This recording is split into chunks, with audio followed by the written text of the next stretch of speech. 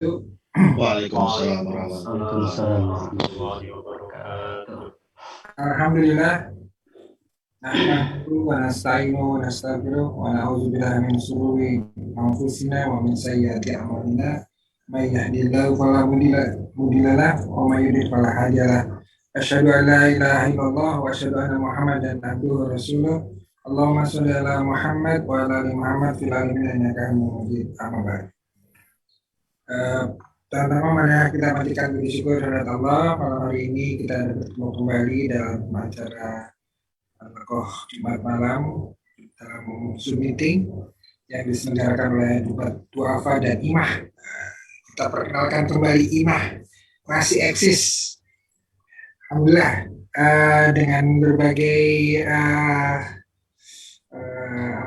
kita berbagai kondisi yang ada, kita berusaha untuk istiqomah melaksanakan pertemuan Jumat malam ini. Yang Jumat lalu kita offline, hibrid, sebenarnya hibrid. Ada yang sebagian offline, kemudian offline-nya itu kita online kan. Jadi alhamdulillah menarik juga untuk diulangi nanti. Mungkin karena yang bikin menarik adalah tahu isi dan martabaknya. Baik, alhamdulillah, mudah-mudahan keistimewaan kita ini dapat ridho dari Allah dan dinilai sebagai ibadah, waliyuni dan bersilaturahim. Alhamdulillah, malam hari ini kita kedatangan Bapak Ampon yang sudah lama, kangen sekali kita dengan pertanyaan-pertanyaan tajamnya lagi. Dan Pak Nasir juga nanti mudah-mudahan nanti kita bisa berdiskusi lagi Pak Nasir ya di acara ini. Silakan. Malam hari ini kita akan berdiskusi seputar Hijriah ya, tahun baru Islam. Insyaallah nanti akan disampaikan oleh Ustaz. Terima kasih Ustaz sudah bergabung malam hari ini, dan juga Pak Didi dan Mas Iman serta David Afet sudah memfasilitasi Zoom meeting malam hari ini. Salam dan salawat semoga tetap tercurah untuk junjungan kita Nabi besar Muhammad Sallallahu Alaihi Wasallam, para sahabatnya, tabi'in serta umat Islam yang memperjuangkan agamanya. Dan semoga kita termasuk di dalamnya. Amin amin. Bapak-bapak sekalian, marilah sebelum kita memulai acara malam hari ini, kita bersama-sama buka dengan membaca surat Al-Fatihah. Semoga baca surat Al-Fatihah ini bisa memberikan keberkahan buat kita semua. Ala diniyah wa nadan soleh Al-Fatihah. Bismillahirrahmanirrahim. Alhamdulillahirrahmanirrahim. Ar-Rahmanirrahim. Malik yaumiddin. Iyyaka na'budu wa iyyaka nasta'in.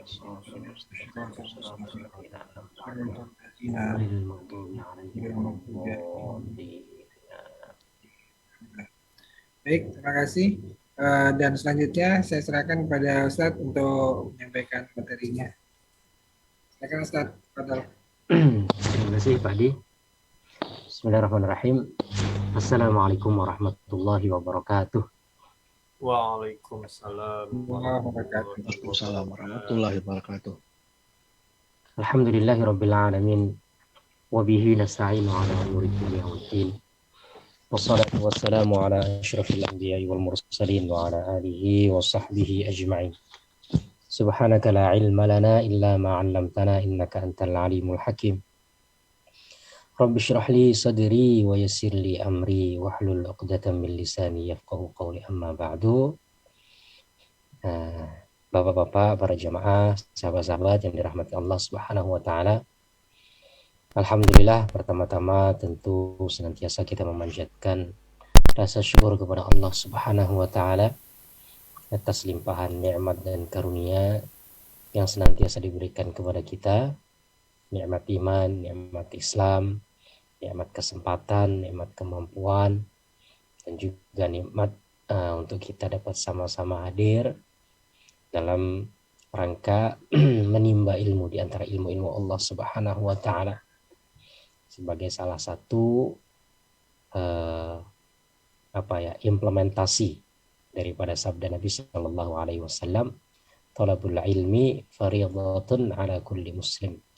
menuntut ilmu itu adalah suatu kewajiban bagi setiap muslim.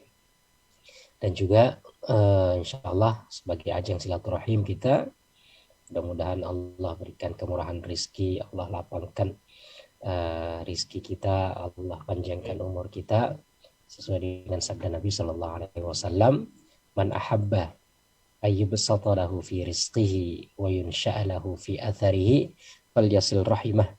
Barang siapa yang ingin dilapangkan rizkinya, kemudian dipanjangkan umurnya, maka hendaklah dia bersilaturahim. Saya ingin mengambil tema tentang hijrah sebagai salah satu bentuk kita mengambil pelajaran dari momen yang kita lalui. Karena Allah Subhanahu wa taala berfirman, "Wa dzakirhum bi ayyamillah." Ingatkan kepada mereka tentang hari-hari Allah. Maksudnya hari-hari Allah adalah hari-hari di mana Allah memberikan kebaikan atau nikmat kepada kalian. Ingatkan itu supaya kita bersyukur. Nah, hijrah itu adalah salah satu nikmat besar, di mana dengan itu Allah Subhanahu wa taala menjadikan Islam yang pada awalnya lemah, tertindas, menjadi suatu kekuatan yang disegani, bahkan kemudian bisa menguasai dunia. Kemudian dalam ayat yang lain Allah Subhanahu wa taala juga berfirman, "Inna fi khalqis samawati wal ard wa ikhtilafil laili wan nahari la ayatil liulil albab." Sesungguhnya dalam penciptaan langit dan bumi, silih bergantinya malam dan siang, terdapat tanda-tanda kebesaran Allah bagi orang-orang yang memiliki akal. Artinya dengan bergulirnya waktu, bahkan bergulirnya tahun, sebagai orang yang beriman, kita tidak bisa melewati itu dengan biasa saja. Jadi seakan-akan nggak ada hal yang bisa kita ambil pelajaran. Kalau berpindahnya hari saja, itu ada tanda-tanda kebesaran Allah bagi orang yang berakal. Ya. Artinya harus ada pelajaran yang bisa diambil untuk menguatkan keimanan, mendekatkan kita kepada Allah. Maka berjalannya tahun sudah lebih layak untuk kita jadikan sebagai momen di mana kita mengingat nikmat Allah dan juga kita menjadikannya sebagai media untuk mendekatkan diri kepada Allah Subhanahu wa taala. Dan insyaallah nanti kita akan sama-sama membaca 1-2 bagian. Saya ambil dari kitab Ar-Rahiq Al-Makhtum karya Syekh Safiyur Rahman Al-Mubarakfuri. Ini buku tentang Sirah Nabawiyah gitu ya. Nah, kita langsung loncat saja. Jadi buku itu kan sejak awal, tapi kita loncat aja, kita ambil tema tentang hijrah.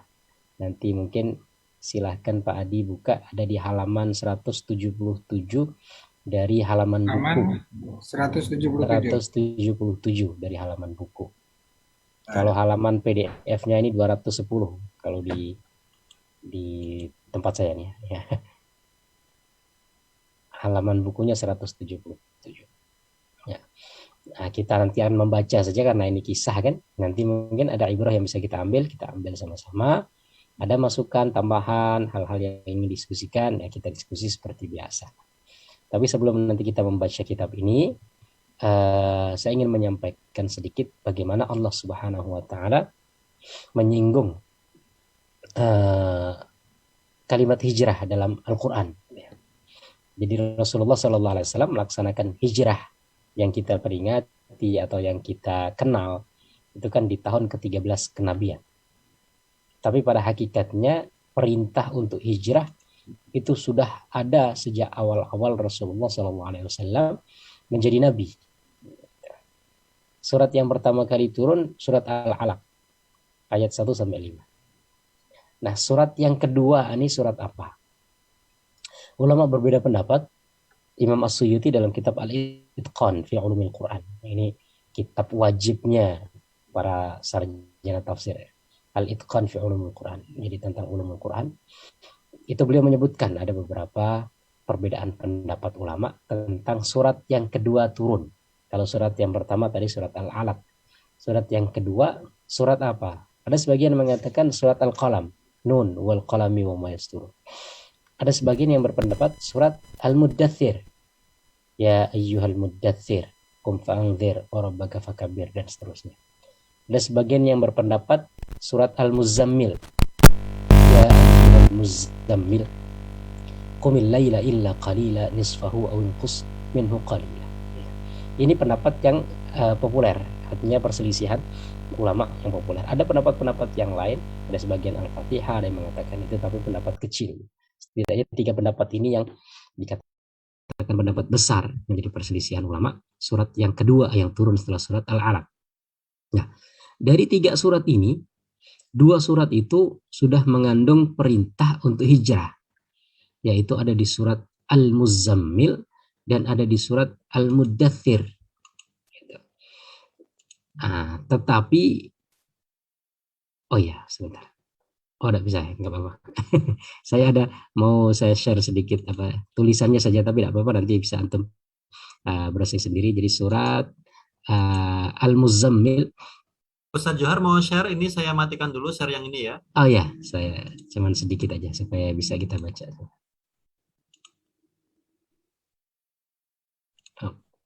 Oke. Nah, udah ini aja. Nah, jadi dari 3 surat tadi ada 2 surat, yaitu surat Al-Muzammil dan surat Al-Muddathir, itu sudah mengandung perintah untuk hijrah. Di surat Al-Muddathir, ya, di ayat yang kelima, Allah Subhanahu wa taala berfirman, "Warrujza fahjur." Ya, dari kata hajaro. Kata hajaro itu hijrah, secara bahasa artinya meninggalkan atau berpaling dari sesuatu. Baik sesuatu itu disukai maupun tidak disukai. Ada sebagian ulama yang berpendapat bahwa hijrah itu meninggalkan sesuatu yang tidak disukai. Tapi pada hakikatnya disukai maupun tidak disukai itu disebut hijrah. Karena Rasulullah ketika meninggalkan Makkah, beliau suka dengan Makkah. Tapi ya, mau tidak mau beliau harus keluar. Nah, kata hajaro ini sudah ada di surat yang kedua. Anggaplah surat Al-Muddathir itu surat yang kedua turun. Artinya surat yang awal-awal turun, sudah ada perintah. Tapi perintahnya belum dalam artian meninggalkan tempat, tapi meninggalkan suatu perbuatan. Di dalam surat Al-Muddathir ini ayat kelima, ya ayyuhal muddathir qum fa'anzir wa rabbaka fakabbir wa thiyabaka fatahhir. Yang kelima, warrujza fahjur. Wahai orang yang berselimut, bangunlah, beri peringatan. Rasulullah setelah dapat 5 ayat dari surat Al-Alaq, beliau menggigil. Dia turun dari gua Hira, kemudian diselimuti oleh Khadijah, beliau menggigil. Allah menurunkan kemudian, hai orang yang berselimut, bangun, ya, beri peringatan. Artinya kau sudah menjadi nabi, beri peringatan, bangun. Ya. Kemudian di antara perintahnya adalah dan perbuatan keji, kesyirikan, maksiat, fahjur, tinggalkan. Tinggalkan segala perbuatan. Artinya sudah ada perintah hijrah dalam artian meninggalkan. Kemudian di surat yang selanjutnya ada di surat Al-Muzammil di ayat yang ke-10.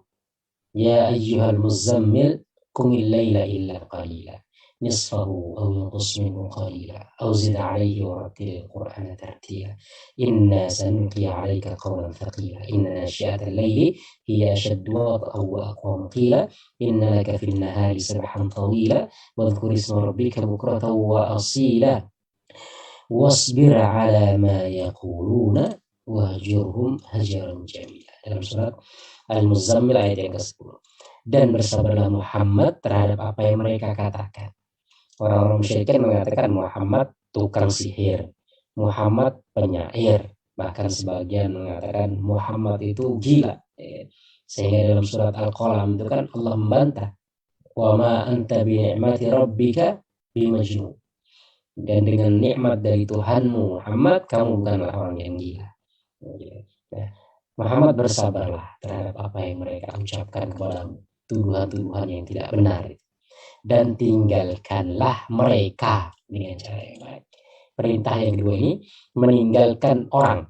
Yang pertama meninggalkan perbuatan, yang ketiga meninggalkan orang. Nah ini di awal-awal dakwah Rasulullah SAW sudah ada perintah hijrah, tapi tadi dalam artian bukan meninggalkan tempat. Baru di tahun ke-13 kenabian, di situ Allah mengizinkan kepada Nabi Sallallahu Alaihi Wasallam untuk berhijrah dalam artian meninggalkan tempat. Tapi sebelum itu di tahun kelima beberapa sahabat sudah hijrah ke Ethiopia, ke Habasyah. Allah berfirman dalam surat An-Nisa, "Wa may yuhajir fi sabilillah yajid fil ardi muragaman katsiran wa sa'ah wa may yakhruj min baitihi muhajiran ila Allah wa rasulihi thumma yudrikuhu al-maut faqad waqa'a ajruhu 'ala Allah wa kana Allahu ghafurur rahim." Dan barang siapa berhijrah di jalan Allah, niscaya mereka akan mendapatkan di bumi ini tempat hijrah yang luas dan rezeki yang banyak. Barang siapa yang keluar dari rumahnya dengan maksud berhijrah karena Allah dan Rasulnya, kemudian dia meninggal, dan kematian menimpa yang datang kepadanya sebelum sampai ke tujuan, maka sungguh pahalanya telah ditetapkan di sisi Allah dan Allah Maha Pengampun Maha Penyayang. Nah, ini setidaknya ya perintah hijrah dalam Al-Quran. Yang pertama, hijrah meninggalkan perbuatan. Kedua, hijrah meninggalkan manusia.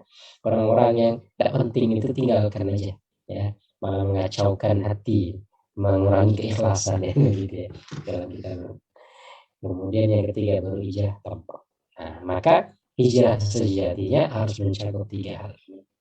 Tetapi sekarang sudah tidak ada lagi hijrah dalam artian tempat, sehingga setelah penaklukan Mekah Rasulullah mengatakan la hijrata ba'dal fathi.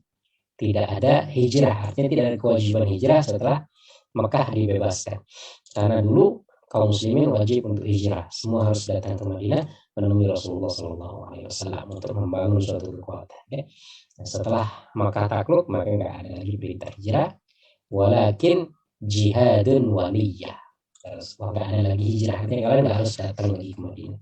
Tetapi hijrahnya sekarang adalah jihadun waniyah, yaitu usaha betul-betul untuk tetap kita istiqomah dalam agama kita, untuk mempertahankan keimanan kita, waniyah, dan memperbaikinya yang sampai kita salahnya. Ya, ini sedikit prolog saja tentang hijrah. Ya, kita akan lanjutkan lagi dengan membaca beberapa bagian dari kitab Ar-Rahiq Al-Makhtum karya Syekh Safiyur Rahman Al-Mubarakfuri. Ini ulama dari India, bukan orang Arab. Tapi bukunya ini memenangi sayembara penulisan sejarah kehidupan Rasulullah yang diikuti oleh banyak orang Arab.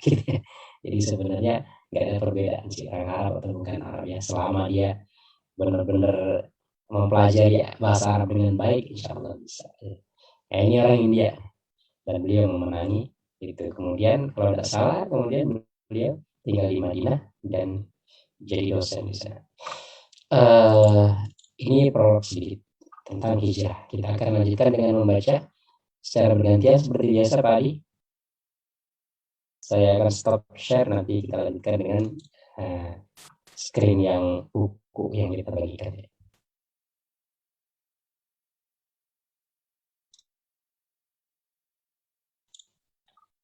Ya, oke. Saya mulai atau ada yang mulai, Pak Adi? Saya dulu deh. Oh ya, silakan. Berapa hari ini ya? Hari ini. Sepuasnya. Sepuasnya. Permulaan hijrah.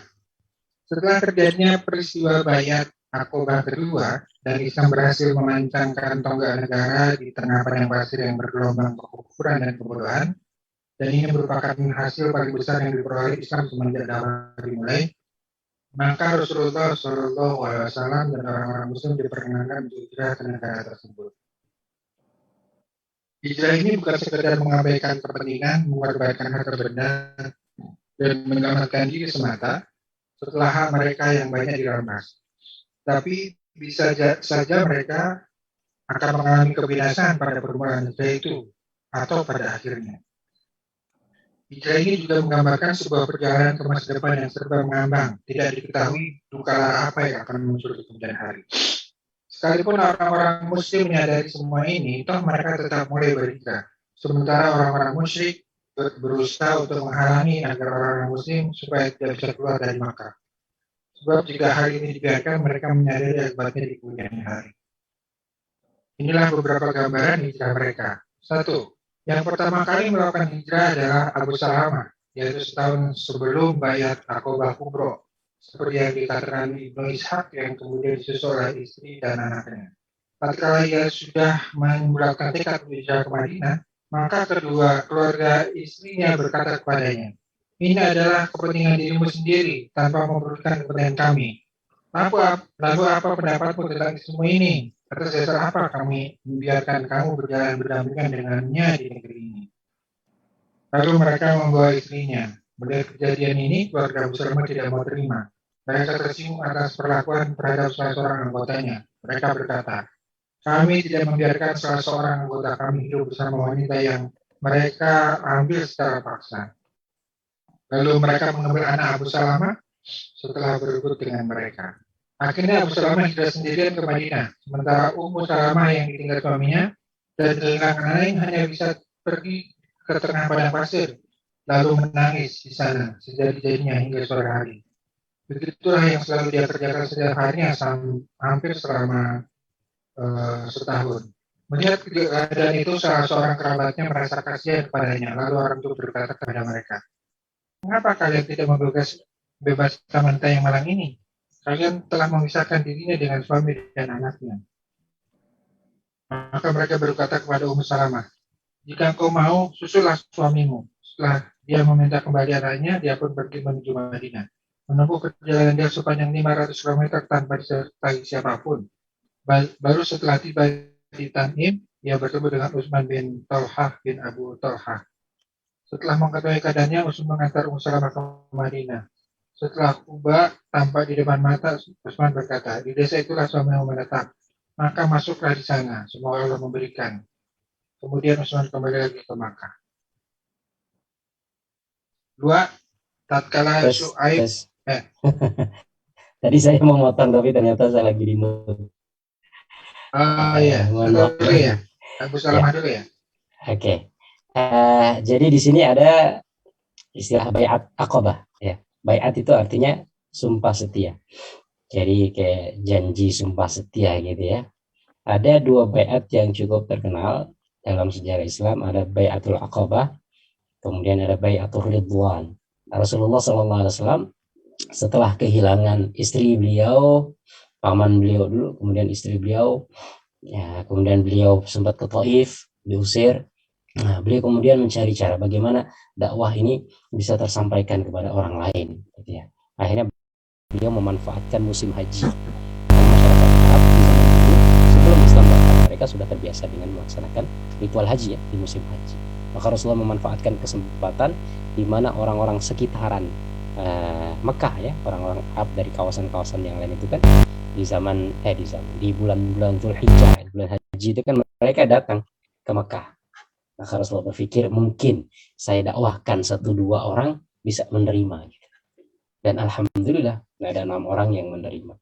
Kemudian tahun depannya dia membawa kawan menjadi 12 orang. Itu disebut bai'ah aqabah yang pertama di tahun ke-12. Kemudian ada bai'ah aqabah yang kedua ya, setelah 12 orang tadi pulang ke Madinah menyebarkan, kemudian tahun depannya mereka membawa 75 orang. 73 laki-laki, 2-nya perempuan. Nah, itu disebut sebagai bai'ah aqabah yang kedua itu ya, atau bai'ah aqabah besar tadi.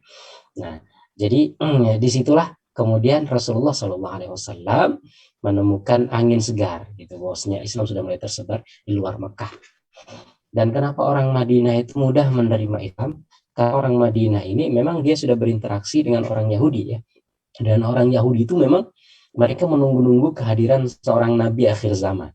Dan mereka sering menceritakan itu kepada orang-orang Aus dan Khazraj yang ada di Madinah. Orang-orang Yahudi kan mereka baca kitab. Mereka punya Taurat. Yang di Taurat itu mereka yaitu membacakan terus bahwasanya akan ada nabi akhir zaman yang akan menyelamatkan mereka. Bahkan mereka mengetahui sebagaimana seorang bapak mengetahui anaknya. Alladzina atainahumul kitab ya'rifunahu kama ya'rifuna abna'ahum. Orang-orang ahli kitab itu mengetahui tentang Muhammad sebagaimana seorang bapak mengetahui anaknya. Tahu betul gitu. Nah, mereka sering menceritakan. Sehingga ketika orang-orang Aus dan Khazraj yang dari Madinah ini datang ke Mekah, disampaikan oleh Nabi dakwah itu, mereka teringat, oh iya, orang-orang Yahudi sering menceritakan bahwasanya akan datang seorang nabi dari kawasan Arab gitu ya. Dan lain sebagainya. Akhirnya mereka kemudian menerima. Nah, di situ. Padahal ya Orang Mekah sendiri susah untuk menerima karena di Mekah nggak ada interaksi dengan orang Yahudi. Mereka ini ya sesama mereka saja penyembah berhala. Sementara di Madinah tadi kan ada orang Yahudi, jadi wawasannya agak terbuka tentang masalah kenabian itu tadi, sehingga mereka dengan mudah menerima itu. Nah, di tahun ke-13 itu ada sekitar 73 orang datang untuk haji awalnya, kemudian melakukan pertemuan secara sembunyi-sembunyi dengan Rasulullah, dan mereka membuat satu sumpah disebut dengan bayat tadi. Jadi bahwasanya mereka akan melindungi Rasulullah ketika Rasulullah sampai di Madinah dan lain sebagainya dan lain sebagainya. Nah, dari situlah ada angin segar. Artinya alhamdulillah Islam sudah tersebar di luar, dan bahkan Rasulullah sudah mengutus seorang sahabat namanya Mus'ab bin Umair sebagai duta, ya kan, duta untuk mengajarkan masyarakat Madinah itu. Jadi sebelum Rasulullah datang itu Mus'ab sudah dikirim dulu untuk mengajarkan orang-orang Madinah, sehingga ketika Rasulullah datang itu tidak ada rumah di Madinah itu yang tidak ada orang Islamnya, walaupun semuanya belum masuk Islam ya, artinya belum semuanya masuk Islam, tetapi setiap rumah sudah pasti ada satu orang paling tidak yang sudah masuk Islam berkat dakwah dari Mus'ab bin Umair dan juga beberapa sahabat yang melakukan bai'ah Aqabah, baik bai'ah yang pertama maupun bai'at yang kedua gitu. Nah, setelah bai'at yang kedua tadi itu ya kan, kemudian Rasulullah Shallallahu alaihi wasallam maka Allah kita tempat ya untuk ya keluarlah dari penindasan yang dilakukan oleh masyarakat Mekah. Apalagi masyarakat Mekah sudah semakin berani kepada Rasulullah karena pamannya sudah meninggal yang selama ini melindungi beliau ya. Banyak orang yang ingin menyakiti Rasulullah tapi tidak berani karena Abu Thalib. Ya, mungkin mereka mengejek, menghina dan sebagainya. Tapi secara fisik tidak banyak yang berani. Justru yang banyak berani itu dari Abu Lahab yang merupakan keluarga jauh sendiri ya, pamannya. Itu berani karena sesama keluarga. Tapi kalau orang luar menyakiti Rasulullah karena bisa perang antar suku gitu. Sehingga agak mikir mereka. Nah, setelah Abu Thalib meninggal, ya sudah, mereka semakin berani. Nah, itu lalu Rasulullah SAW diizinkan para sahabat dulu, para sahabat kemudian diizinkan untuk hijrah ke Madinah. Nah, maka mereka kemudian satu persatu mulai melaksanakan hijrah. Ada yang sembunyi-sembunyi, ada yang pura-pura keluar kemudian jalan ke Madinah dan lain sebagainya. Yang hijrah secara terang-terangan cuma Umar bin Khattab dalam riwayat sejarah ya, buku-buku sejarah disebutkan Umar bin Khattab saja yang berani dia hijrah dengan terang-terangan. Bahkan dia tawaf dulu di Ka'bah. Kemudian setelah itu dia sambil menghunuskan pedang mengatakan, barang siapa yang ingin istrinya jadi janda, yang ingin anaknya jadi yatim, maka temui saya di belakang gunung ya, gitu ya. Yang lain-lainnya ya tadi ya sembunyi-sembunyi, kadang pergi malam-malam dan lain sebagainya. Nah, itu tentang hijrah. Nah, salah satu contohnya ini ada Abu Salamah dan Ummu Salamah. Abu Salamah ini hijrah duluan, sementara istrinya masih ditinggal.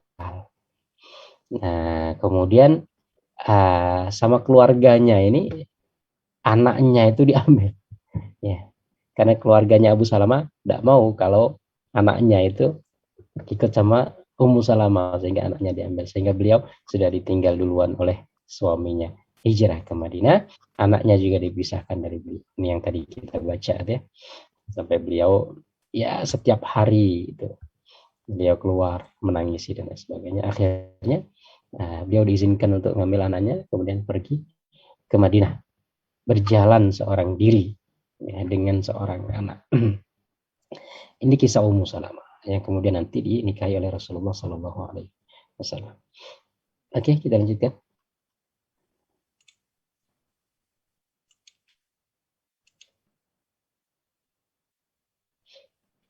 Bukan berjalan sendiri Ustaz, ditemenin sama Utsman bin Talha.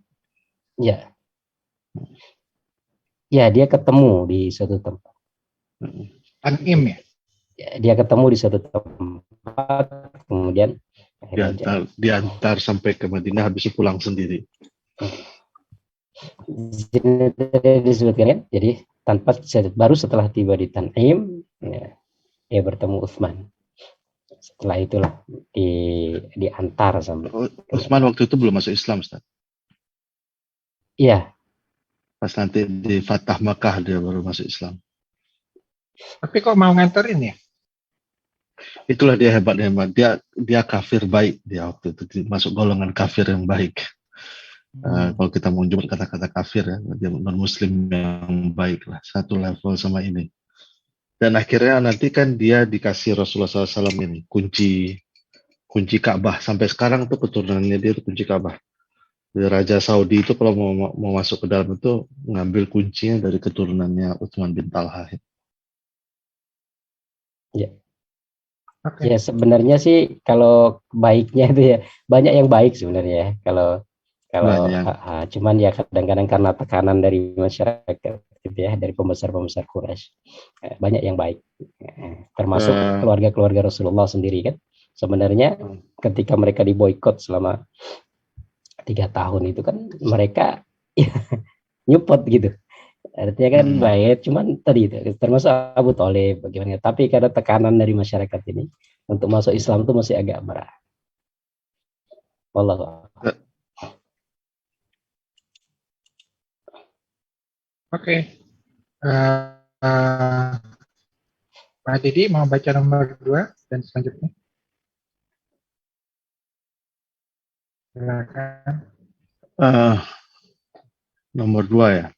Tak kala Suhaib hendak berhijrah ke Madinah, orang-orang kafir Quraisy berkata kepadanya, dulu engkau datang kepada kami dalam keadaan hina dan melarat. Setelah hidup dengan kami, harta bendamu melimpah ruah dan engkau mendapatkan apa yang telah engkau dapatkan. Kini engkau hendak pergi begitu saja membuang hartamu. Demi Allah, tidak akan terjadi. Bagaimana menurut pendapat kalian jika harta bendaku kuserahkan kepada kalian? Apakah kalian akan membiarkanku? Baiklah. Tak kala Rasulullah SAW mendengarnya, maka beliau berkata, Suhaib beruntung, Suhaib beruntung. Oh ini ya, disandera hartanya gitu ya? Diambil hartanya ya. Suhaib ini bukan orang Quraisy. Dia demi disebut Allah, tapi Suhaib demi Allah bin ya, Sinan Ar-Rum. Ya, Demi Allah itu tidak akan terjadi gitu ya. jadi Suhaib ini kan dikenal dengan Suhaib Ar-Rumi. Jadi dari Romawi. Tapi pada hakikatnya beliau itu sebenarnya masih keturunan orang Arab.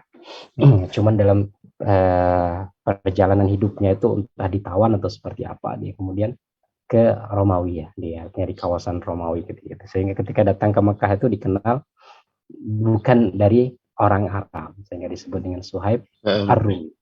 Jadi budak dia di Romawi.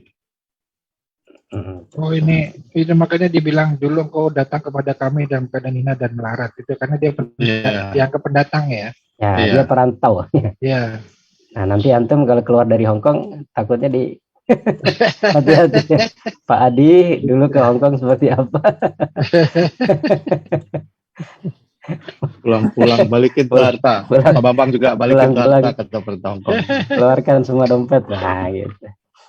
Tapi ya karena memang keimanan sudah menancap dalam hati, sudah apapun ya, artinya masalah mereka. Ini salah satu potret lah bagaimana perjuangan mereka ya. Kita alhamdulillah nggak diuji dengan itu. Kita kalau diuji dengan itu belum tentu kuat. Nah ini di antara gambaran yang disampaikan oleh. Sekarang kan banyak nih hijrah-hijrah, pengajian hijrah. Indonesia. Nah, Rasulullah mengatakan Suhaib beruntung, walaupun hartanya habis, tapi dia beruntung karena hartanya itu justru ditabung dia di akhirat. Allahu a'lam. Lanjut Mas Imam, monggo dibantu baca.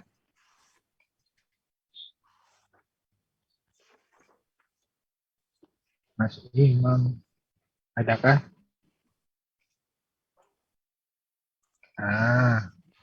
Pak Ampon deh, Pak Ampon. Mas Imam mana nih? Lagi keluar kayaknya. Baik Pak, yang ketiga ya Pak? Iya Pak. Akhirnya kedengaran juga suaranya. Cuma mukanya aja belum kelihatan lagi. Baru balik Pak, sebentar. Ya. Bisa baca? Sudah Pak. Oke. Ya. Nah, baik. Umar bin Al-Khattab, Ilyas bin Abi Rabi'ah, Hisham bin Ashi. Al-Ashi sudah saling berjanji bertemu di suatu tempat esok paginya. Setelah itu mereka hijrah berbarengan ke Madinah. Umar dan Iyas dapat tiba di tempat yang dijanjikan. Namun Hisham ditahan oleh orang-orang Quraisy. Umar bin Iyasi meneruskan perjalanan ke Madinah dan singgah di Kuba. Abu Jahal dan saudaranya Al-Haris menemui Iyas di Kuba dan berkata kepadanya, "Sesungguhnya ibumu bernazar tidak akan menyisir rambutnya dan berteduh dari teriknya matahari sebelum dia melihatmu." Tentu saja hatinya merasa iba karena mendengar penuturan itu. Umar berkata kepada Iyasi, "Wahai Iyasi, demi Allah, jika mereka hendak memperdayaimu agar engkau meninggalkan agamamu, maka hindarilah. Demi Allah, jika ibumu sudah tersiksa oleh kutu, tentu dia akan menyisir rambutnya. Dan jika tidak, bahan bakar panasnya tarik matahari di Mekah, tentu dia akan berteduh." Namun Iyasi memutuskan untuk kembali ke Mekah bersama Abu Jahal.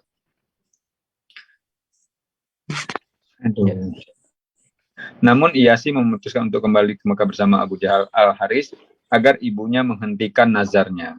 Maka Umar berkata kepadanya, "Kalau memang itu pilihanmu, maka ambil ontaku ini dan pergunakan. Karena ia adalah seekor unta yang pintar dan jinak.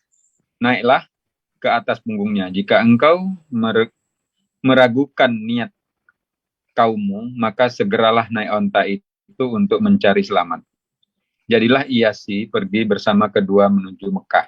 Setelah melakukan perjalanan beberapa lama, Abu Jahal berkata, "Wahai keponakanku, demi Allah, sesungguhnya ontaku ini sudah kepayahan. Apakah engkau sudi memboncengku di atas punggung ontamu?" "Boleh," jawab Iyasi. Maka ontanya diderumkan. Lalu Abu Jahal naik ke atas punggung di belakang Iyasi. Seketika itu Iyasi didekap, lalu Abu Jahal Al-Haris mengikatnya. Mereka masuk ke Mekah pada siang hari. Lalu Abu Jahal dan Ali berseru, "Wahai penduduk Mekah, berbuatlah terhadap orang-orang yang bodoh di antara kalian seperti yang kalian perbuat saat ini." Ya. Inilah 3 gambaran. Ya. Oke, saya potong sedikit, Pak Ampun. Ya, Jadi silakan, ini terjemahannya kurang tepat ya. Jadi ini memang kalau bahasa Arabnya itu ain ya alif kemudian shin. Ain ya alif shin. Memang ada dibaca Ayash, tapi sebenarnya bacaan lebih tepat Ayash. Ya, Ayash gitu ya. Jadi ada tasydid ya. Ayash bin Abi Rabi'ah. Itu salah satu di antara sahabat yang sudah masuk Islam ketika itu. Dia janjian dengan Umar bin Khattab. Nah, Ayash ini dengan Al-Harith ini tadi ya saudaranya Abu Jahal tadi. Kemudian dengan Abu Jahal. Abu Jahal itu nama aslinya Amru bin Hisham. Dan kemudian tadi Harith itu kan Al-Harith bin Hisham. Mereka ini saudara sebapak seibu. Tapi dengan Ayash ini mereka saudara seibu. Gitu. Oh, saudara. Jadi tiga ini saudara seibu. Harith yang datang sama Abu Jahal tuh, kemudian Abu Jahal, kemudian Ayash ini saudara seibu lain bapak gitu. Berarti nyusul ke Kuba ya? Maka dia nyusul ke sana. Kemudian tadi itu maka dia mengatakan, "Ibu kamu tidak mau sisir kalau ya kan kalau kamu tidak kembali." Ya maksudnya ibu kamu ya ibu saya juga. Artinya ya itu bohongin jadi sebenarnya. Jadi gimana Abu Jahal tuh ingin supaya dia kembali ke pangkuan Abu Jahal itu. Istilahnya sehingga dibohongin seperti itu. Ya tadi ya. Itu Abu Jahal sampai sedemikian rupa dia ngejar-ngejar. Nah, kenapa Umar bin Khattab nggak diinikan? Ya karena yang pertama dia bukan klannya gitu. Ini kan masih keluarga. Jadi ya kalau semua keluarga kan bisa tadi ya sampai ditipu dengan ontanya langsung diambil, langsung didekap dari belakang. Dan sebagainya ya. Akhirnya ya kembali lagi ke pangkuan Abu Jahal. Abu Jahal nih nama aslinya Amru. Tapi tetap masuk Islam ini. Ayat ini. Tetap ya, mau Islam tapi enggak. Ya, masuk Islam. Hijrah dia. Enggak hijrah dia. Ayash. Dia kan ya itu tadi dia mau hijrah tapi kan dibohongin tadi, akhirnya dia balik karena rasa kasihan terhadap ibunya. Setelah itu hijrah lagi nggak? Ikut kena Madinah lagi nggak? Nggak ada cerita ya? Coba datang Pak Adi, Pak Didi mungkin ada informasi. Saya lupa ujungnya. Halo. Ya, ada yang mau bicara kayaknya. Sebentar. Oke. Beliau meninggal di Yamamah. Saya baca ini ya. Jadi kisahnya. Berarti dia belakangan 2 tahun atau 3. Setelah itu dia pergi lagi jarak beberapa bulan atau kalau nggak salah saya. Oh, berarti setelah ibunya mau berteduh ya? Ya, ibunya ini. Enggak, tapi dia nggak disiksa ya? Nggak disiksa sama Abu Jahal ya? Enggak, karena itu klannya. Oh.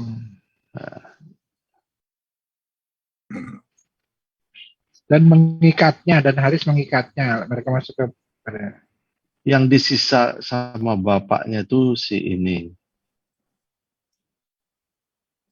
Abu Janda, Abdullah bin Suhaib. Abdullah kan dia ada 2 tuh, Abu Janda sama Abdullah, anaknya Suhaib bin Suhaib bin ada beneran tuh Abu Janda. Bukan Abu Jandal. Oh Janda. Abu Janda tadi. Ya kan Ustaz Abu Jandal kan? Iya, Abu Jandal, bukan Abu Jandal. Pas nanti. Oh, ada L-nya ya. Bukan Abu Janda. Yang pas di perjanjian Hudaybiyah itu kan dia dikembalikan itu sama si Amr bin Suhaib bin Amr. Yang bapaknya.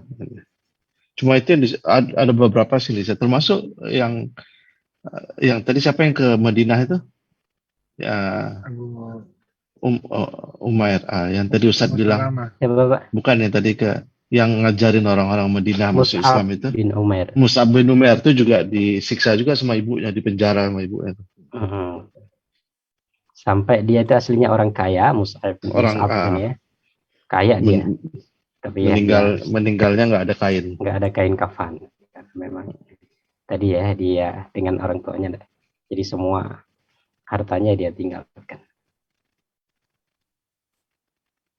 Dilanjut Ustaz? Ya, silakan. Pak Bambang, dibantu baca Pak Bambang alinea berikutnya.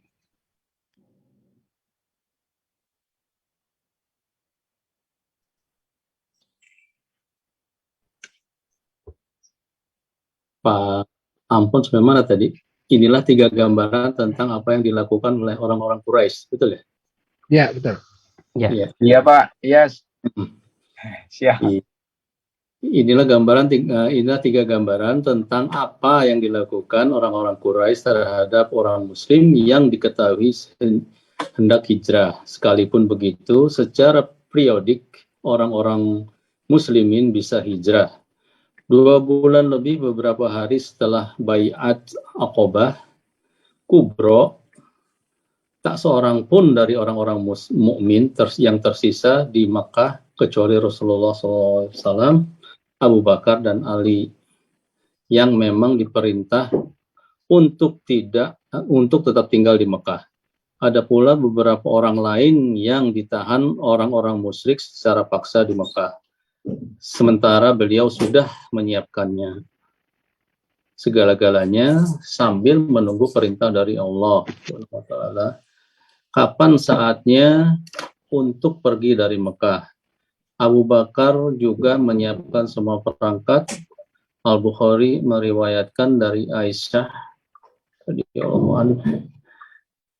dia berkata Rasulullah SAW bersabda kepada orang-orang Muslim, sesungguhnya telah perlihatkan kepadaku tempat tujuan hijrah kalian yang memiliki kebun kurma yang terletak di antara 2 dataran yang subur.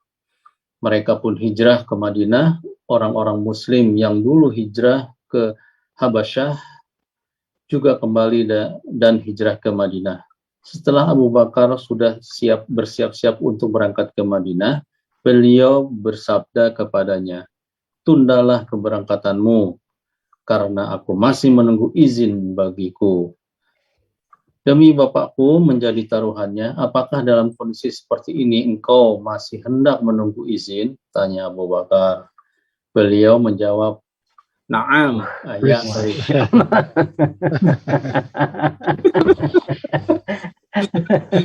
Masih bener bahasa Arabnya, Kep.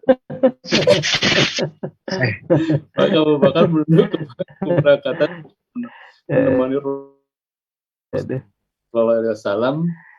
Dia harus memberi makan 2 ekor ontanya dan mengurusnya selama 4 bulan. Masya Allah. Naam, sudah lupa semua jadi dengar kata naam. Ya. Nah, ini diantara pelajaran yang bisa kita ambil bahwasanya pemimpin itu di belakang gitu. Artinya anak buahnya dulu selamatkan, baru pemimpin di belakang. Makanya pengurus itu kalau di pesantren dulu pengurus itu namanya mudabbir. Mudabbir itu mohon maaf dari kata dubur ya. Jadi harus di belakang gitu. Jadi kayak penggembala itu kan harus di belakang kambing. Ada sebagian ulama yang mengambil hikmah ya dari kenapa Rasulullah belakangan. Tuturi Handayani. Jadi menyelamatkan dulu sahabat-sahabat yang ya itu tadi ya, yang banyak yang harus diselamatkan dulu untuk bisa pergi gitu ya, terutama yang kalangan-kalangan bawah yang selama ini tertindas, dizalimi dan lain sebagainya. Oke. Ya. Itu saja, nggak ada mungkin nggak ada ini atau ada tambahan atau ada pertanyaan? Itu yang pertanyaan Ustadz tadi yang Ayas itu di buku Ar-Rahim Maktum ini nggak ada lagi kisah dia itu yang terakhir, nggak ada di buku ini, nggak ada. Tapi di referensi lain dia meninggal di perang Yarmuk.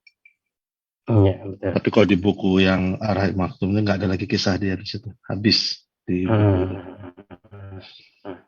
Ya, cuman makanya tadi pertanyaan Pak Adi nggak bisa saya jawab karena tidak tahu apakah dia kembali. Di buku itu nggak ada, di buku itu nggak ada. Tapi dia memang kembali karena nanti dia meninggalnya sama apa Khalid bin Walid di perang Yarmuk. Berhasil sampai Madinah juga ya. Yarmuk ini kan di daerah Syam, perang melawan Romawi kan. Sama Khalid bin Walid. Tapi di antara doa Nabi Rasulullah, dia memang termasuk, jadi ada orang-orang mustad'afin, orang-orang yang pengen hijrah tapi tidak bisa karena tadi ya disekap oleh keluarganya atau karena dia tidak mampu, terutama yang perempuan, anak-anak. Nah, salah satunya adalah Ayyash ini, sehingga Rasulullah banyak berdoa untuk beliau, ya Allah selamatkan Ayyash, ya selamatkan Ayyash. Tapi Allah alam apakah beliau itu hijrah atau beliau sampai penaklukan Makkah baru, Allah alam, nanti mungkin ada informasi lain. Apakah di situ sampai apa namanya, sampai penaklukan Makkah kan, karena setelah penaklukan Makkah kan tidak ada hijrah lagi istilahnya kan, ya sudah, karena Makkah sudah bagian dari bumi Islam. Kan mereka kenapa harus hijrah? Karena ingin membangun kekuatan yang pertama. Kedua, supaya mereka solid kan. Yang ketiga, supaya mereka nggak tertindas lagi di bumi lain gitu. Wallahu a'lam. Oke, mungkin ada lagi Pak Didi atau yang lain? Berarti yang tersisa Abu Bakar, Ali, Rasulullah. Artinya ini yang mampu untuk berhijrah dan beliau memang masih tinggal ya. Tapi tadi ya memang ada sebagian yang anak-anak yang disekap dan lain sebagainya yang ditahan itu. Maka dalam Al-Quran disebut wal mustad'afin. Dan mengurusnya selama 4 bulan. Artinya bertahan tanpa ada jamaah itu selama 4 bulan ya. Begitu kah? Apa dia harus maka Abu Bakar membuat keberangkatan untuk menemui Rasulullah. Dia harus memberi makan 2 ekor untanya dan mengurusnya selama 4 bulan. Artinya proses durasi waktu menunggunya Rasulullah menunggu firman Allah turun untuk perintah hijrah itu 4 bulan gitu ya? Iya. Pengertiannya itu artinya tadi kan karena sahabat ini enggak sekaligus itu. Jadi mereka sedikit demi sedikit. Tapi sejak perintah untuk hijrah itu sudah turun sampai Rasulullah dibolehkan untuk hijrah itu enggak sehari 2 hari itu. Dalam riwayat ini kan disampaikan sampai beliau itu nunggu selama 4 bulan ngurus untanya ya, bersiap-siap ya kan. Nah, selama orang-orang sahabat-sahabat itu keluar masuk keluar itu kan orang-orang Quraisy belum tahu artinya ini belum ngeh betul gitu. Tapi kemudian semakin hari kan desas-desus itu semakin kok semakin tidak ada ini sahabat-sahabatnya Muhammad kan. Akhirnya nanti ketika puncaknya mereka kemudian sebelum Muhammad pergi maka kita sekap gitu. Kita ini ada di parlemen Quraisy dan mereka berembuk gitu, apakah Muhammad sebelum mereka pergi, karena kayak kawan-kawannya sudah pada nggak kelihatan ini di Mekah gitu. Ustaz, boleh bertanya Ustaz? Silakan Pak Yudi. Assalamualaikum warahmatullahi wabarakatuh. Ustaz, saya tidak salah kan saat sahabat ini masuk ke kota Madinah, diceritakan kan disambut dengan sholawat.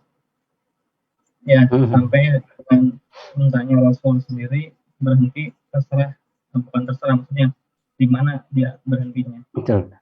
Tapi di sini satu sisi cerita bahwa mereka menunggu 2 bulan. Apakah memang rombongan ini sengaja menunggu di tengah perjalanan sebelum tiba di Madinah atau seperti apa? Ya, mereka nunggunya sebenarnya mungkin Allah alam mereka punya informasi ya, tetapi mereka nggak menunggu selama itu karena mereka ketika Rasulullah belum berangkat juga mereka kan tidak nunggu gitu. Jadi mungkin karena Rasulullah perjalanan beliau ini dari sejak beliau keluar itu sekitar 2 pekan, sekitar 2 minggu ya. Artinya dari beliau dibolehkan untuk hijrah, kemudian beliau menyusun siasat dan sebagainya itu sekitar 2 minggu. Nah, saya kurang pasti juga apakah yang di Madinah itu menunggu ketika Rasulullah SAW itu sudah ada informasi beliau akan berangkat. Gitu. Kemungkinan sih ketika sudah ada informasi akan berangkat baru mereka itu mencari-cari. Karena perjalanan Mekah Madinah itu nggak selama itu pada hakikatnya ya, nggak sampai selama 2 minggu gitu. Jadi mungkin mereka sudah memperkirakan, kalau keluarnya tanggal sekian, maka harusnya beliau datang tanggal sekian. Gitu. Tapi kan terundur karena beliau di Gua Hiro dulu, di Gua Thur dulu, kemudian perjalanannya beliau lakukan juga bukan perjalanan yang biasa dilakukan oleh kafilah-kafilah. Ini Ustaz, di peta mereka ini. berhenti di Kuba dulu. Nah, dari Kuba itu udah komunikasi sama orang Madinah berapa jalan, kemudian baru Rasulullah ini melakukan pindah dari Kuba ke Madinah, baru orang-orang Madinah udah tahu. Karena Rasulullah menginap dulu di Kuba. Iya. Tapi ketika Rasulullah SAW sudah di Kuba itu informasi sudah sampai ke mereka. Ya, sudah orang-orang Madinah udah tahu. Udah di Kuba. Sementara ketika itu orang-orang Madinah sendiri ketika keluar mereka nunggu sampai siang kemudian ada datang kan. Berapa hari ya.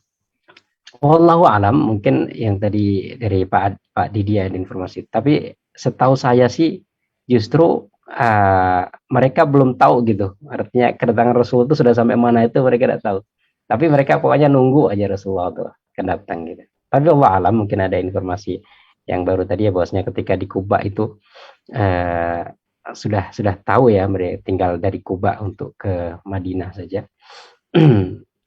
Tetapi Allahu alam setahu saya sih mereka tidak tahu informasi bahwasanya beliau tuh datang di hari apa gitu. Cuman beliau nunggu kemungkinan ini kan datang hari sekian gitu. Maka beberapa hari mereka tuh sehingga orang Yahudi yang di buku ini jadi tanggal 8 Rabiul Awal Rasulullah sampai di 8 Rabiul Awal 622 Rasulullah sampai di Kuba. Begitu Rasulullah sampai di Kuba maka berita itu tersebar sehingga orang-orang menunggu di Madinah. Di buku ini justru. Oh ya. Halaman berapa Pak? Saya nggak punya halamannya. Nah, mungkin nanti akan kita baca. Saya panjang masih jauh di depan. Belakang. Saya punya bukunya bahasa Inggris tapi jadi saya nggak tahu halamannya apa. Oh berarti udah deket nih. Oke, udah deket. Lagi kita baca. Tanggal 8 Rabiul Awal. tanggal 23 September 622. Ya. Ah, itu tuh ke-12 tuh. Yang ada tanggal 22 September ya. 23 September, sorry.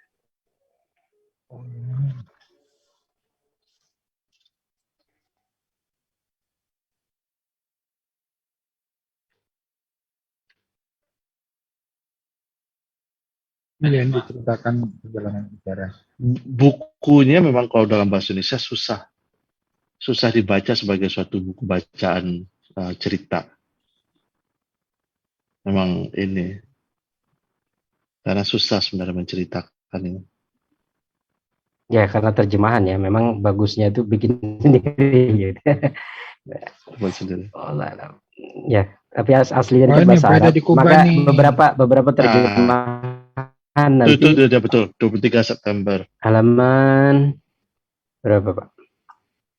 Oh ya. Halaman 196. Haris.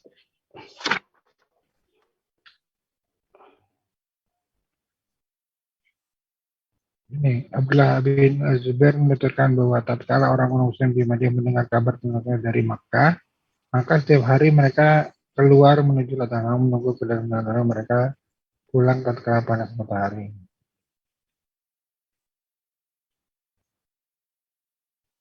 Kalau di ini ya, Kalau ini kesannya nggak tahu nih Pak Didi. ya, Yang maka ada. saya bacakan bahasa Arabnya. Sami al-muslimuna ini qala Urwah ibn Zubair. Urwah ibn Zubair mengatakan sami al-muslimuna bil Madinati bi makhraji Rasulullah min Makkah.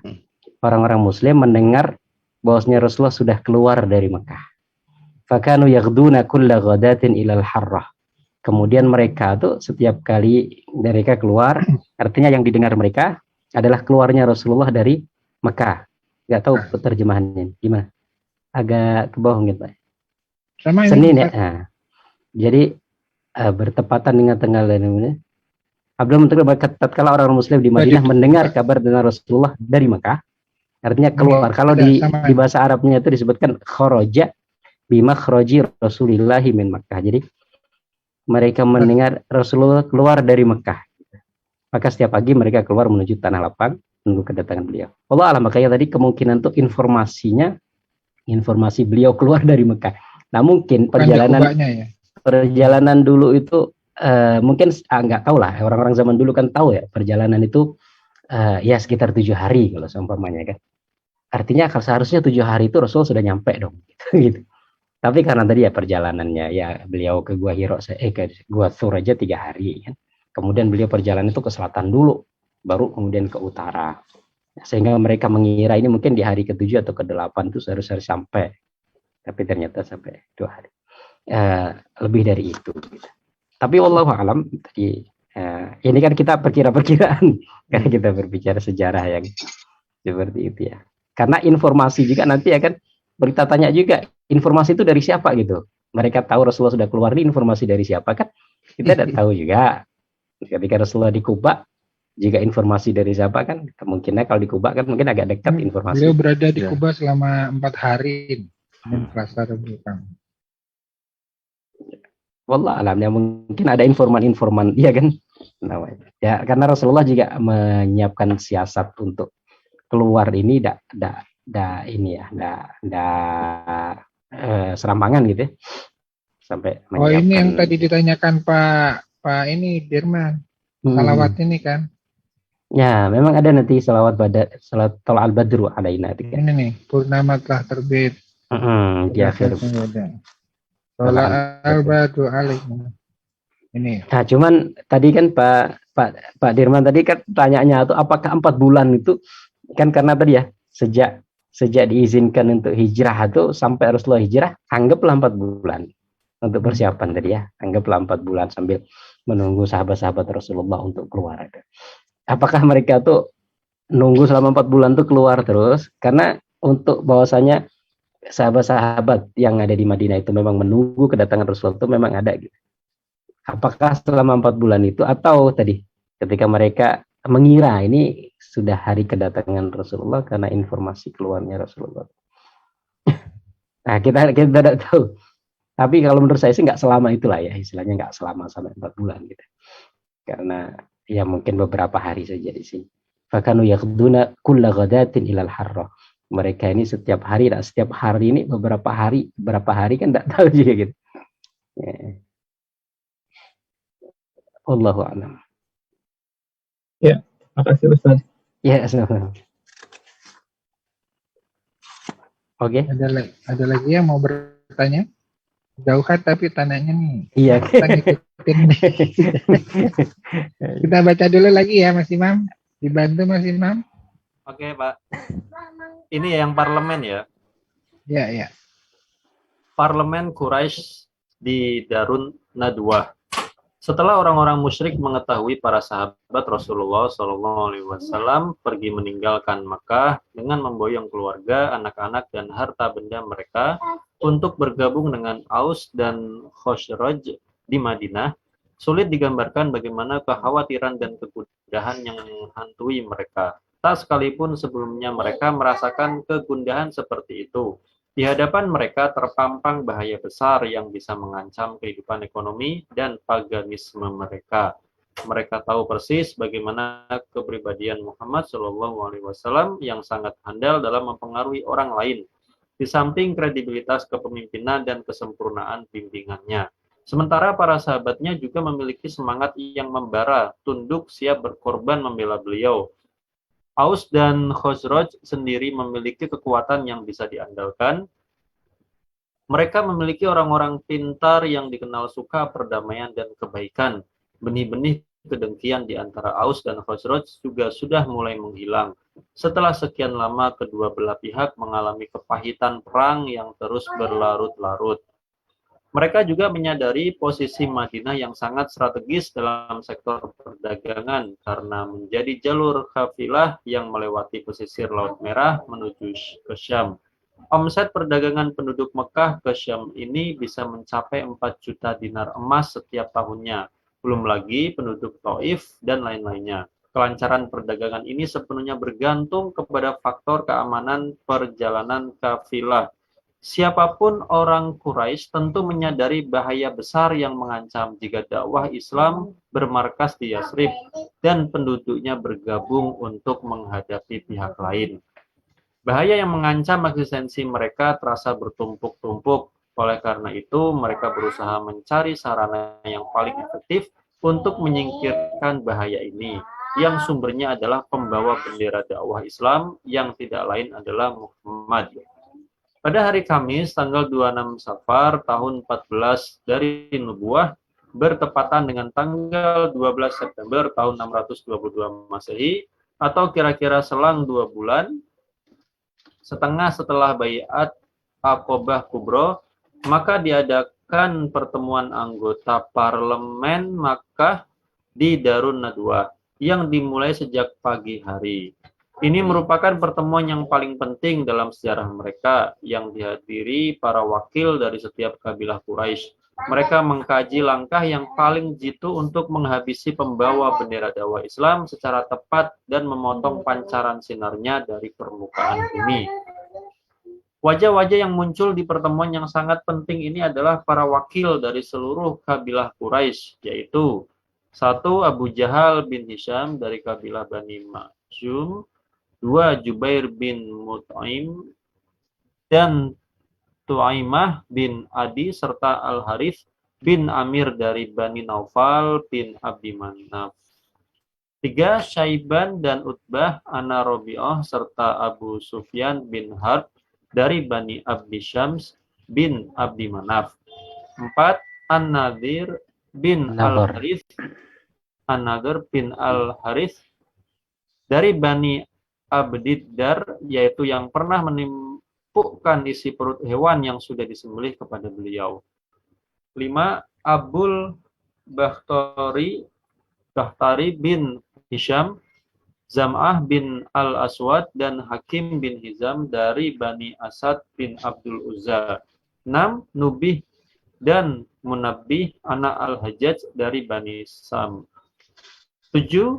Umayyah bin Khalaf dari Bani Jumah.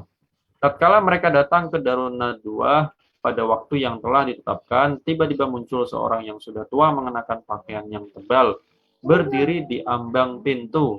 Siapa orang tua ini? Mereka bertanya. Ada yang menjawab, dia orang tua dari penduduk Najd yang sudah mendengar apa yang hendak kalian rembuk tentang Muhammad. Dia sengaja datang ke sini untuk mendengar pendapat kalian. Siapa tahu dia bisa menyodorkan pendapat dan nasihat bagi kalian. Baiklah, kalau begitu masuklah, kata mereka. Maka orang tua itu pun ikut masuk bersama mereka. Setelah anggota parlemen sudah lengkap, berbagai usulan dan cara pemecahan mulai disampaikan. Terjadi perdebatan yang cukup alot. Abul Aswad berkata, kita usir dan enyahkan dia dari tengah kita. Setelah itu, kita tidak ambil pusing kemana dia akan pergi dan bagaimana nasibnya. Kita tangani urusan kita sendiri dan kita galang persatuan seperti dulu lagi. Orang tua dari Najd menanggapi, aku tidak setuju dengan pendapat kalian ini. Apakah kalian tidak tahu kata-katanya yang bagus dan manis serta kepintarannya menguasai hati siapapun yang datang kepadanya? Demi Allah, andai kata kalian bertindak seperti itu, maka kalian tidak akan mampu menjamin seorang Arab pun yang bisa melepaskan diri darinya. Lalu dia akan menyerbu kalian bersama mereka dan menginjak-injak kalian di tempat itu pula. Setelah itu dia berbuat semaunya terhadap kalian. Pikirkan pendapat yang lain untuk menghadapinya. Abul Bakhtari menyampaikan usulan. Masukkan dia ke dalam kerangka besi, tutup pintunya rapat-rapat, kemudian biarkan dia seperti nasib yang dialami para penyair sebelumnya, yaitu Zuhair dan An-Nabiwah, hingga meninggal dunia. Orang tua dari Najd itu menanggapi, demi Allah, aku tidak setuju dengan pendapat kalian ini. Demi Allah, jika kalian menahannya seperti itu, maka keadaannya akan segera didengarkan rekannya, lalu secepat itu pula mereka akan mendatangi kalian, melepaskannya dari cengkraman kalian, dan menghimpun sekian banyak orang. Boleh jadi mereka bisa mengalahkan kalian. Aku tidak setuju dengan pendapat ini. Pikirkanlah pendapat yang lain lagi. Masih banyak, Ustaz? Sampai tok kan?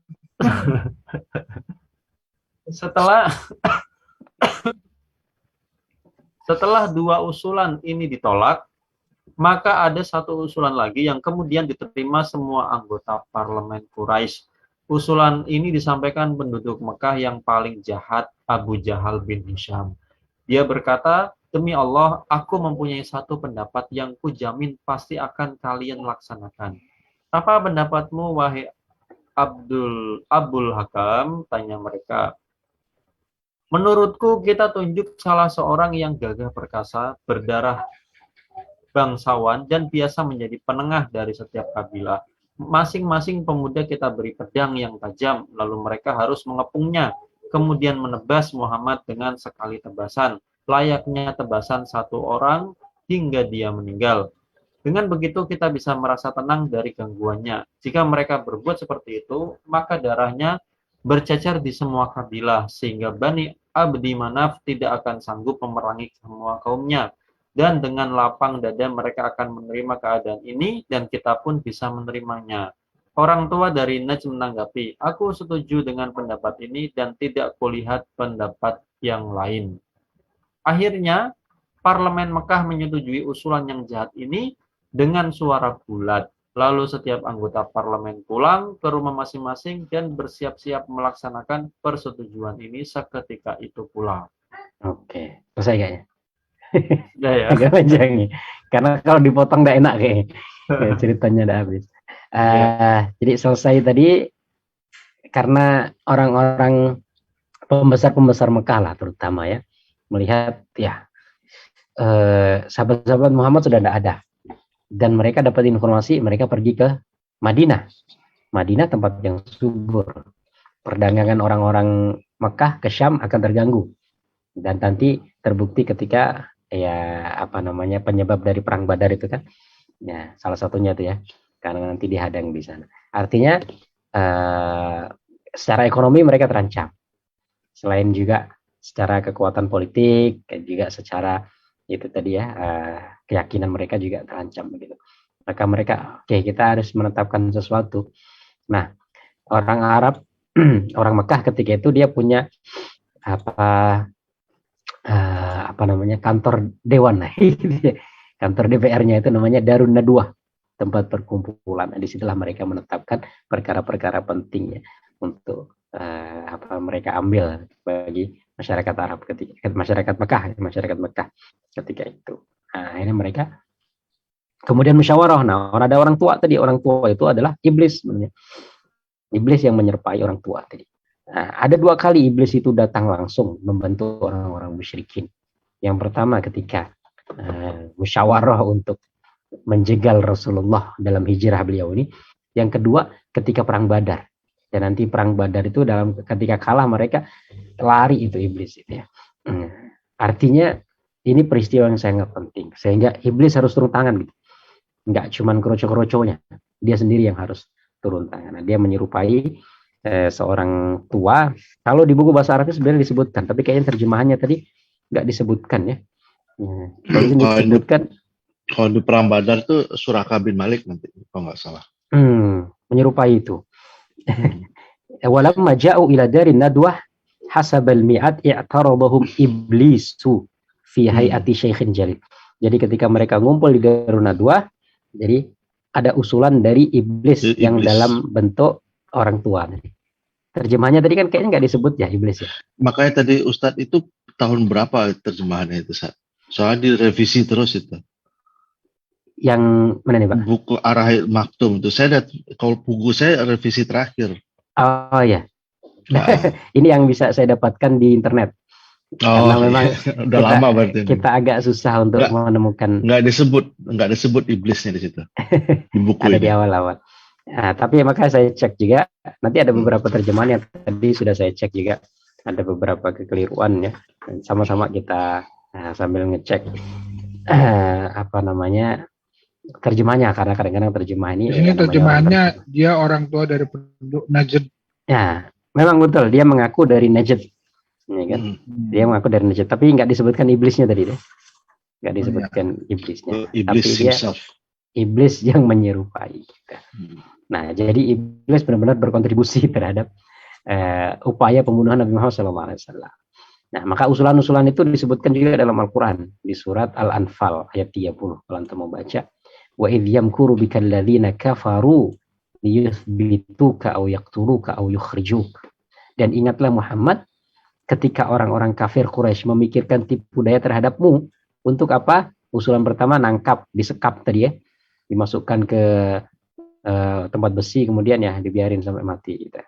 Menangkap atau memenjarakanmu atau membunuhmu atau mengusirmu ya.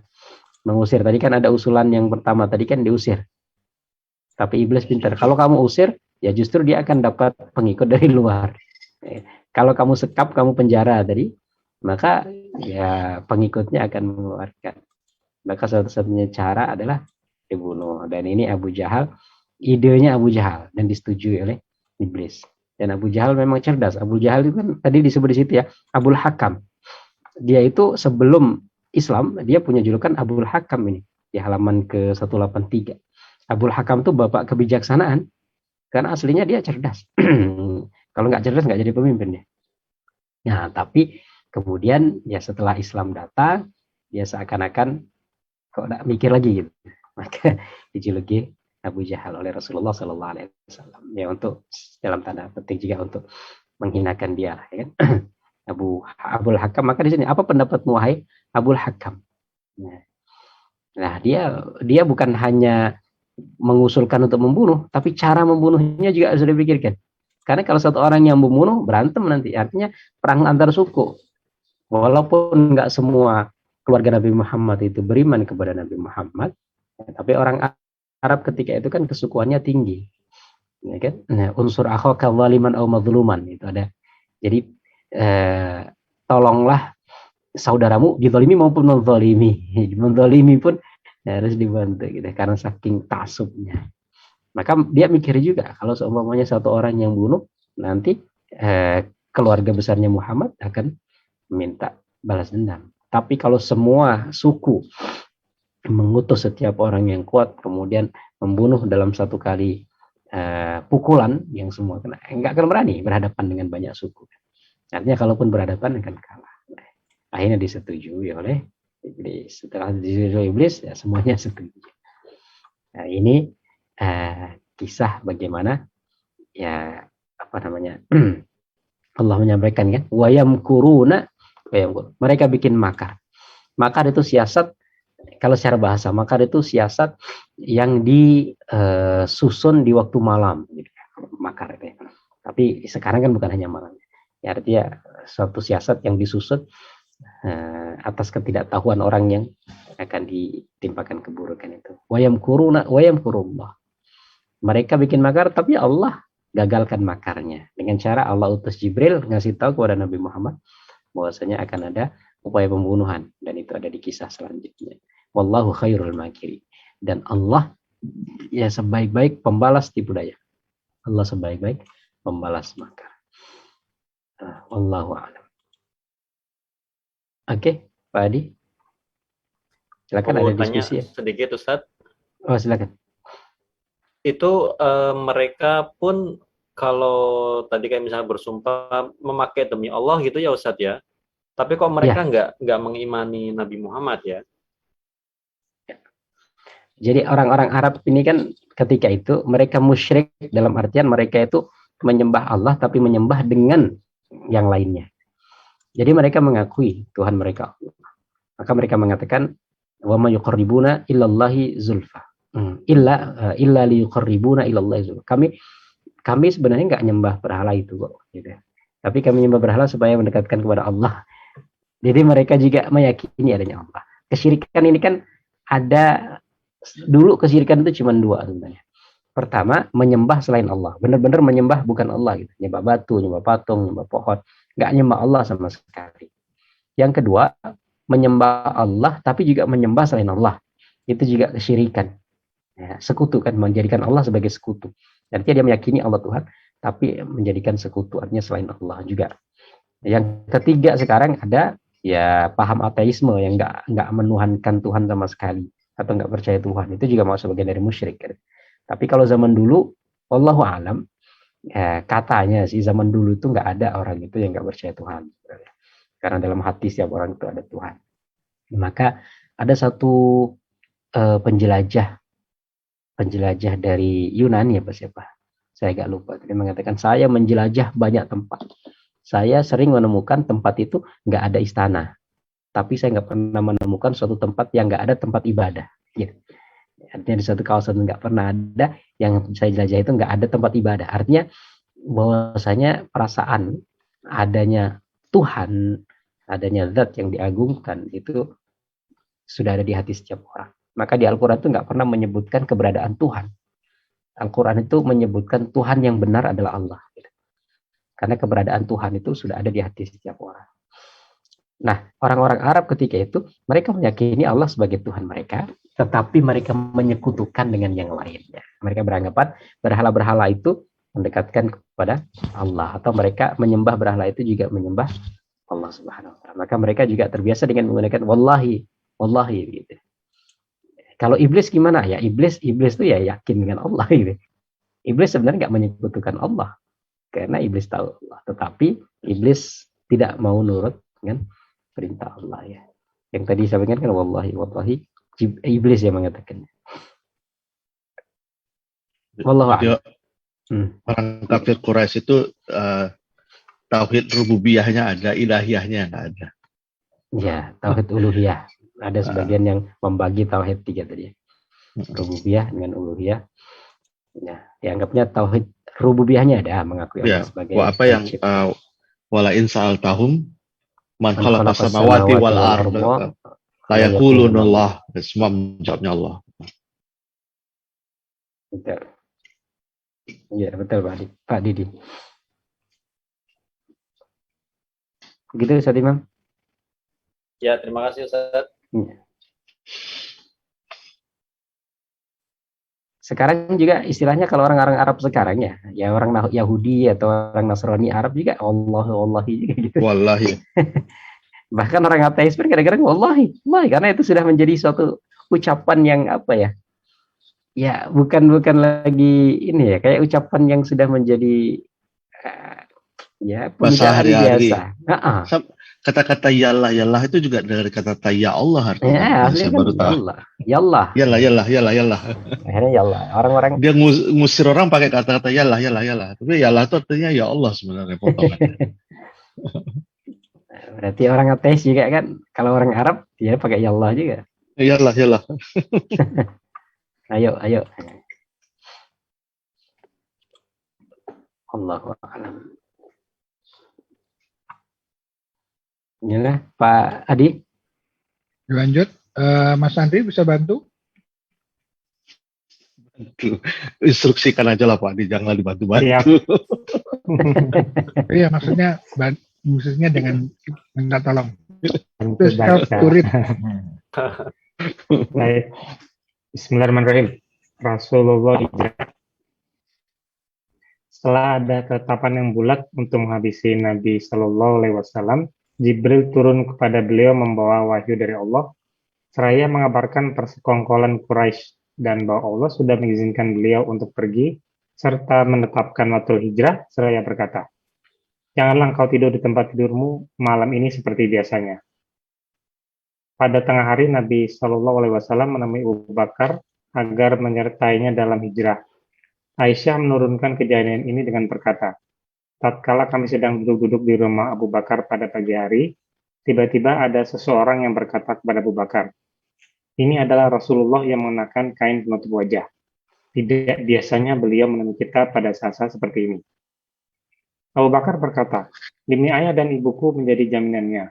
Demi Allah, beliau tidak menemuiku pada saat-saat seperti ini, kecuali karena ada urusan yang penting. Ya, sebentar.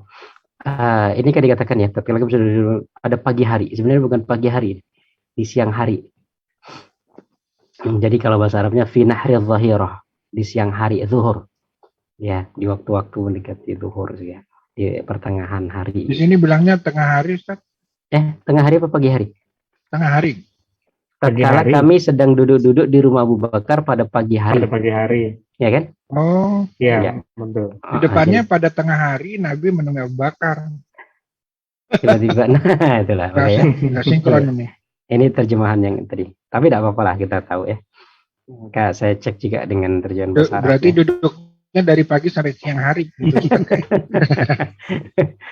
Ini tafsir ini ya, Pak Adi ya.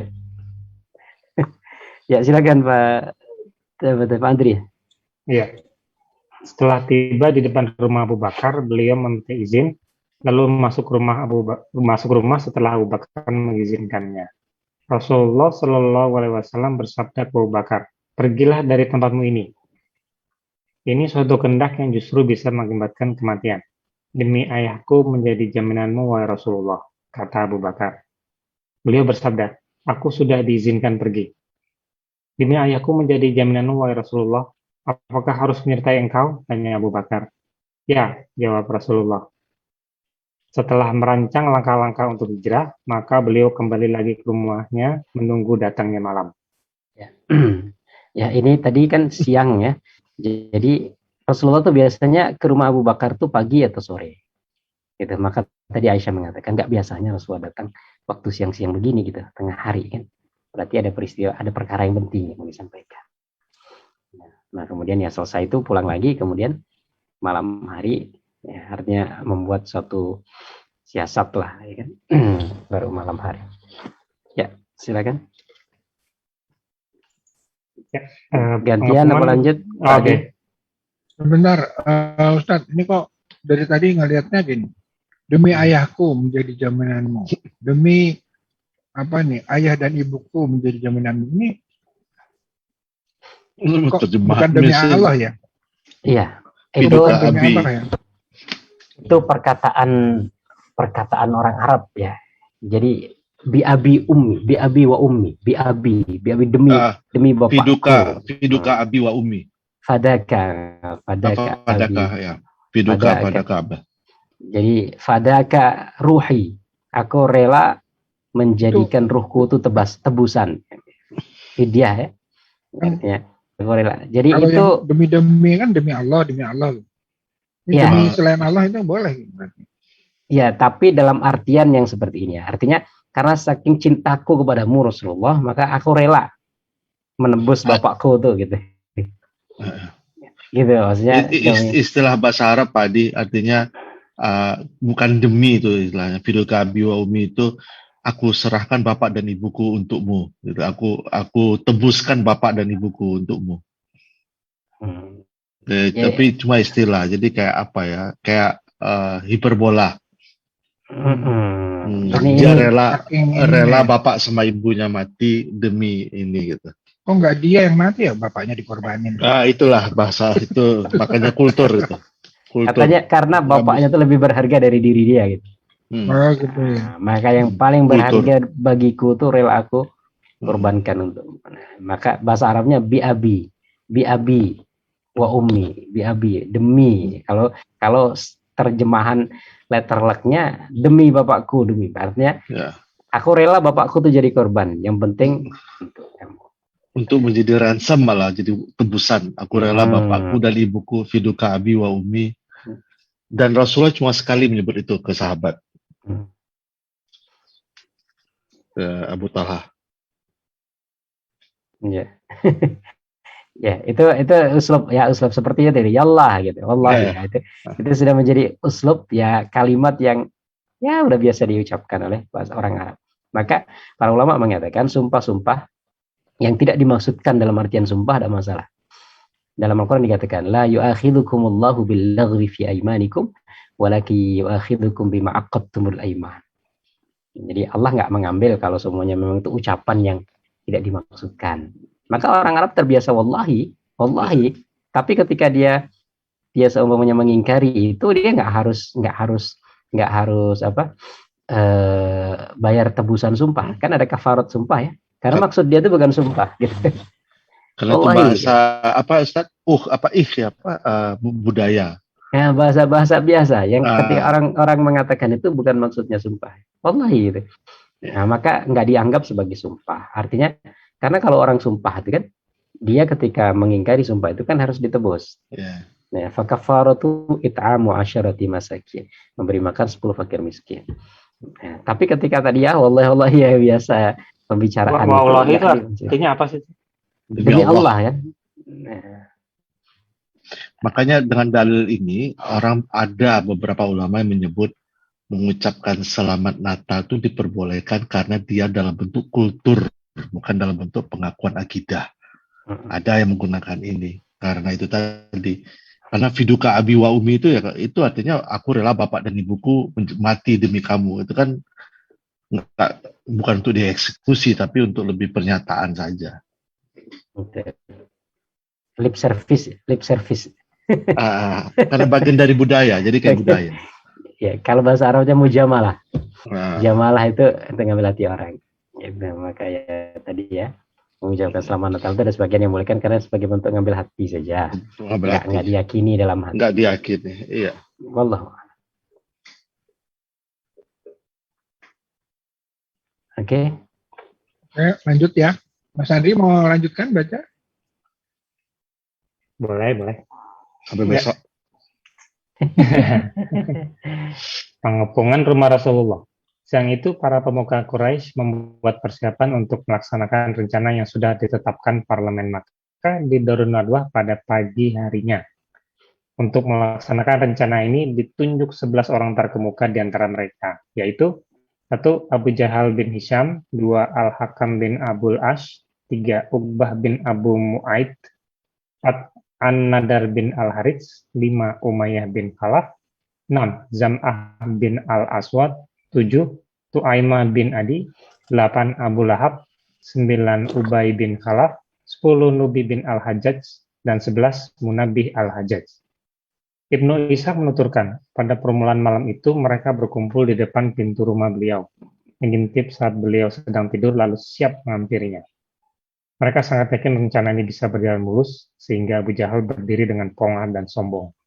Dengan sinis dia berkata kepada rekan-rekannya yang mengepung rumah beliau, Sesungguhnya Muhammad pernah berkata bahwa jika kalian mengikuti agamanya, maka kalian akan menjadi raja bagi bangsa Arab dan non-Arab. Kemudian kalian akan dibangkitkan lagi setelah mati, lalu di sana ada taman-taman seperti taman di Yordan. Jika kalian tidak melaksanakannya, maka kalianlah yang akan mati, kemudian kalian dibangkitkan setelah itu, dan di sana ada api yang membakar kalian. Seperti yang sudah dirancang, rencana jahat itu akan dilaksanakan pada tengah malam. Maka dari itu mereka terus berjaga menunggu saat yang sudah ditentukan. Tetapi Allah lebih berkuasa atas masalah ini. Di tangannya lah terletak segala kerajaan langit dan bumi. Dia berbuat apapun yang dihendakinya, dia melindungi dan tidak membutuhkan perlindungan. Dia melaksanakan apa yang pernah disampaikannya kepada Rasulullah SAW. Ya, ini ayat Quran. Ya. Yang saya baca tadi ya. Oke. Oke. Tapi apa kalau antum baca atau dari terjemahannya? Wa isyam kuru. Mau baca? Gimana aja langsung? Ya, yang terjemahannya.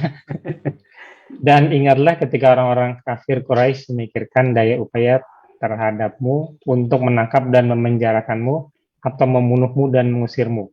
Mereka memikirkan tipu daya itu, dan Allah sebaik-baik pembalas tipu daya. Surat Al-Anfal ayat 30. Artinya tipu daya pertama digagalkan dengan Allah ngasih informasi bocoran melalui Jibril. Itu wa makaru wa makarullah. Artinya Allah membalas makarnya. Kalau dari kisah ini maka balasan makar yang pertama bocor informasinya. Kayak informasi bocor ya, ada ketahuan. Allah. Lanjut. Oke, MC. Lanjut. Oke, saya lanjut. Bagaimana? Rasulullah meninggalkan rumah. Sekalipun orang-orang Quraisy sudah mempersiapkan secara matang untuk melaksanakan rencana mereka, tetap saja mereka gagal total. Pada saat-saat yang kritis itu, Rasulullah SAW berkata kepada Ali bin Abi Thalib, "Tidurlah di atas tempat tidurku, berselimutlah dengan mantelku warna hijau yang berasal dari Hadramaut ini. Tidurlah dengan berselimut mantel itu. Sesungguhnya engkau tetap akan aman dari gangguan mereka yang kau khawatirkan." Biasanya dengan berselimut mantel itulah Rasulullah SAW tidur. Kemudian Rasulullah SAW keluar rumah menyebar kepungan mereka. Beliau memungut segenggam pasir dan menaburkannya ke kepala mereka. Sesungguhnya Allah telah membutakan mereka sehingga mereka tidak bisa melihat beliau. Dan kami adakan di hadapan mereka dinding dan di belakang mereka dinding pula. Dan kami tutup mata mereka sehingga mereka tidak dapat melihat. Surat Yasin ayat 9. Beliau menaburkan pasir di kepala setiap orang di antara mereka, lalu pergi ke rumah Abu Bakar. Berdua mereka keluar dari rumah Abu Bakar pada tengah malam hingga tiba di gua Saur. Orang-orang yang mau ke rumah beliau terus menunggu saat yang sudah direncanakan. Namun sebelum itu sudah ada tanda-tanda kegagalan rencana tersebut. Saat itu ada seorang laki-laki yang tidak termasuk kelompok mereka mendatangi mereka seraya berkata, "Apa yang kalian tunggu?" "Muhammad," jawab mereka, "kalian kecelek. Demi Allah, dia telah melewati kalian sambil meninggalkan pasir di kepala kalian, lalu dia pergi untuk keperluannya." "Demi Allah, kami tidak melihatnya," kata mereka sembari bangkit dan membersihkan pasir di kepala. Dari celah pintu, mereka mengintip ke dalam rumah dan menangkap sosok tubuh yang sedang tidur, yaitu Ali. Mereka berkata, "Demi Allah, itu Muhammad sedang tidur berselimut mantelnya." Ternyata sampai pagi hari mereka tidak berbuat apa-apa. Ali bangkit dari tempat tidur dan langsung dikepung. Mereka bertanya keberadaan Muhammad. Ali menjawab, "Aku tidak tahu." Ya, ini kisah insya Allah sudah sering kita dengar gitu. Tapi paling tidak kita baca nih, nanti suatu saat kita mau ngerujuk, ini ada kitabnya.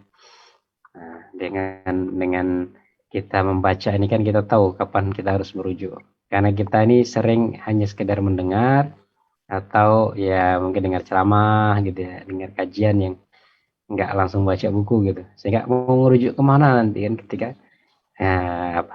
menemukan kisah itu ingin menguatkan. Nah, paling tidak nanti kisah itu ada di sini nih, semuanya kita mau nyampaikan kepada orang kan. Coba di buku ini dilihat, ini kisah bagaimana Rasulullah diselamatkan oleh Allah menabur tadi. Waja'alna min baini aydihim saddaw wa min khalfihim saddaw faghshaynahum fahum la yubsirun. Maka ada satu buku yang dinisbahkan kepada Imam Ghazali. Itu judulnya Awfaq, kitab tentang wafak, ayat-ayat tertentu yang berkaitan dengan perkara-perkara tertentu gitu. Ya, ini kan secara artinya kan dinding di belakang mereka dinding ya, untuk supaya orang nggak ngelihat. Nah, sehingga ayat ini juga kalau orang apa ya ada amalan-amalan tertentu ini katanya kan, kalau mau dibaca berapa kali gitu nggak kelihatan gitu. Nanti ketika saya pernah diajar juga ya, ketika kita mau ujian semuanya ya kita grogi ya Pak. Rabbi syrah li sadri wa yassir li amri wahlul 'uqdatam min lisani yafqahu. Karena itu ayat yang dibaca oleh Nabi Musa ketika berhadapan dengan Firaun ya. Firaun kan sedemikian rupa. Nabi Musa ya lumayan juga ya. Nabi Musa secara lisan enggak terlalu fasih seperti saudaranya Harun ketika doa itu. Ada juga doa ketika Nabi Sulaiman ya dengan Bilqis itu. Allah ta'alu alayya wa'tuni muslimin. Katanya dulu diajar kalau mau ujian, kalau supaya pengujinya itu tunduk dengan kita gitu. Allah ta'alu alayya wa'tuni muslimin. Jangan kalian di atas saya, artinya jangan menguasai saya, kalian harus tunduk kepada saya. Ya, itu ayat-ayat tertentu yang berkaitan. Nyontek atau gimana? Gimana? Biar bisa nyontek gitu. Ujian apa nih? Wawancara gitu. Oh, wawancara. Nah, wawancara gitu ya, supaya ya orang katanya begitu. Wallahu a'lam. Tapi secara ayat itu maknanya itu ya ada kaitannya juga gitu. Ya seperti ini kan, jadikan dinding, jadi ini sehingga nggak kelihatan. Jadi Rabbi syrah li sadri wa yassir li amri, supaya dimudahkan dalam menjawab pertanyaan. Dari Allah ta'ala alayya wa'tuni muslimin. Jangan kalian sombong di hadapan saya, tapi kalian harus tunduk di hadapan saya. Katanya orang yang nguji itu ya bisa agak inilah dengan kita. Dan ada ayat-ayat yang lain juga yang berkaitan dengan suatu hajat atau suatu keperluan kita yang memang secara makna itu ada korelasinya gitu. Walaupun nggak ada dari hadisnya, nggak ada. Tapi tadi Imam Ghazali, buku ini katanya dinisbahkan kepada Imam Ghazali, tapi di sebagian mengatakan bukan Imam Ghazali yang wafak itu ya ayat-ayat yang berkaitan cocok dengan suatu hajat gitu yang ketika dibaca mudah-mudahan Allah memudahkan. Itu boleh diamalkan Ustaz? Kalau saya sih secara umum nggak ada keberatan ya, selama ayat-ayat itu ayat-ayat Al-Quran dan secara makna itu nggak ada pertentangan ya atau ada kecocokan gitu.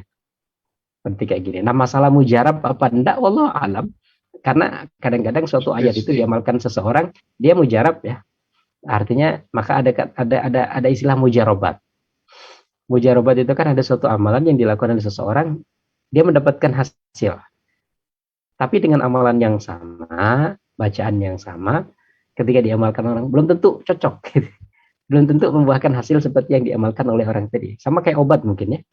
Ada orang yang sakit kepala, dia minum oskadon atau apa, dia ternyata cocok gitu.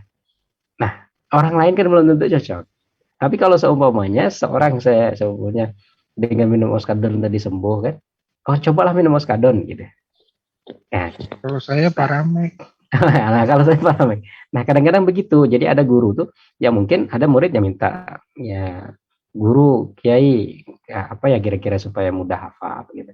Coba baca ini. Ya mungkin amalan beliau gitu. Nah, ketika nggak pas, kok nggak ngefek kayak ke saya ya. Ya bukan ayatnya yang salah gitu. Karena mungkin tidak cocok. Maka disebut mujarobat. Mujarobat itu suatu eksperimen. Nah, eksperimen itu kadang-kadang dia kepada seseorang itu berlaku, ya, tapi kepada orang yang lain tidak berlaku. Gitu.